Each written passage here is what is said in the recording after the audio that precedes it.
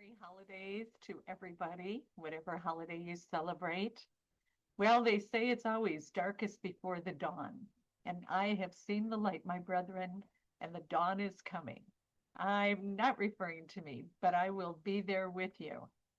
Join me as my sister Billie Topa Tate and I share the insights for a 2026 New Year's Day lecture. Hope you can join us. We are standing at the true end of an era.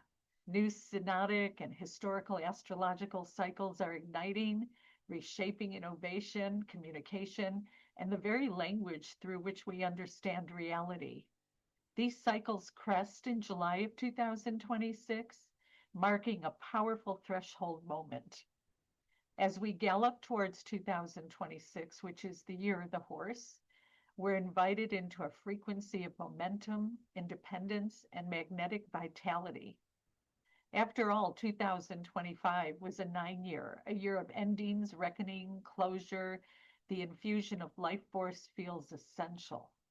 And 2026 is not just any year, it's a 1 year, it's a reset, it's a bold beginning. Many scholars, ancient astrological scholars, suggest that we're nearing the close of a major phase of the Kali Yuga, the most degenerative of the four world ages. Perhaps 2025 does not mark its absolute end, but rather the beginning of a profound transition, one defined by a shift in our collective consciousness. As awareness rises, the grip of Kali's darker expression weakens. The ancient Bhavisha Malika even points to the Kali Yuga, concluding somewhere between 2025 and 2030.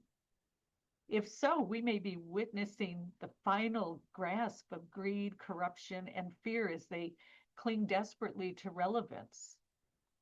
Astrological research supports this idea. One brilliant astrologer and scholar, Rosie Finn, after studying thousands of years of history alongside the Pluto cycles, and Pluto is Hades, it can be destruction, it can be rebirth, notes that the next 5 years mark the conclusion of Pluto operating in what's known as out of bounds in the northern declination.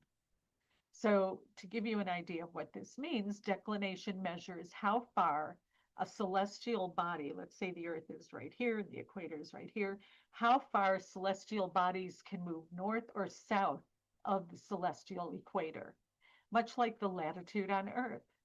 When planets move beyond these limits, they're considered out of bounds, expressing themselves in extreme and unconventional ways. And I am sure that many of you have planets in your personal astrological charts that operate a lot differently than the norm. Maybe this explains a few things for you. Just kidding. Only your astrologer knows for sure. So Pluto out of bounds to the north has a history of being aligned with tyrants, dictators, and unchecked power. This was the case from 1938 to 1952 during World War II, and again during the 1200s under Genghis Khan. These were eras when corruption surged and domination ruled, and Pluto's shadow was unleashed. This has recently been the case. Funny, nobody comes to mind at this point. Just kidding. But this is the phenomena we are now moving slowly away from. What makes this period and this moment so extraordinary is really what comes next. Over the next decade, Pluto shifts into an out of bounds southern declination, an in and out phase associated with the rise of people, voices awakening, movements forming, power redistributing, power to the people.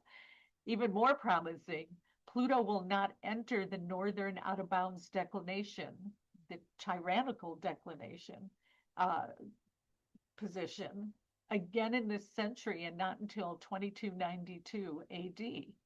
So, in other words, we're in the midst of a global awakening. That's why you chose to be here right now, because you are all such powerful beings, and each and every one of you is needed at this crucial moment in time. And like Confucius said, you've chosen to live in interesting times. So Uranus, Neptune, and Pluto as well as Pluto moving from a northern latitude to a southern declination, um, are forming what's called a grand sextile. And you know, everything in astrology is geometry and trigonometry. It's exacting. And this configuration has not been seen since 306 to 307 AD. And even then, it was not exact. But this time it unfolds in southern declination, which, as Rosie Finn's research has shown us, to be an era of the people power and collective rebalancing. So with Uranus in Gemini, Neptune in Aries, Pluto in Aquarius, and they all are just recently moving into a stable position in these signs of fire and air, and Saturn even going back into Aries, humanity has reached a new plateau. We are envisioning and actively shaping the world we wish to inhabit, and gotta stay here for this. We are entering the portal of consciousness and scientific paradigm shift. So join me, and I want to say, I forgot to mention that Jupiter is part of this too, this grand alignment that's going to take place in July of 2026. This is really the awakening, the crack in the egg.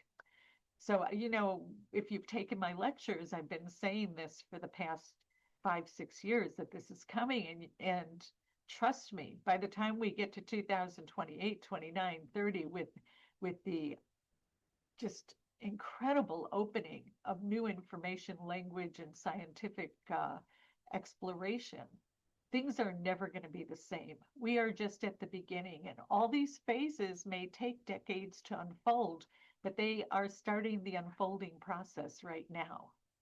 So this New Year's Day, join Billie Topa Tate and the Mystical Sciences Institute at 11 o'clock Central Time as we share our exciting insights in how we are shifting our reality itself, lightening our density, becoming wave and less particle, and preparing for new ways of being that will unfold in the coming decades. A new world is not coming, it's already beginning. We have one foot crossing into this paradigm. So thank you very much, everybody, and I hope you'll see me.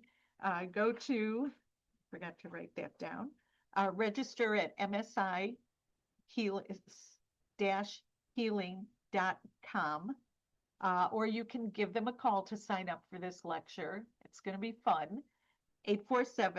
847-866-0505. And everybody who is a participant in this lecture will get my 2026 Sky of Jewels astrology calendar, along with a Zoom recording of this presentation. So namaste, aho, blessings, can't wait.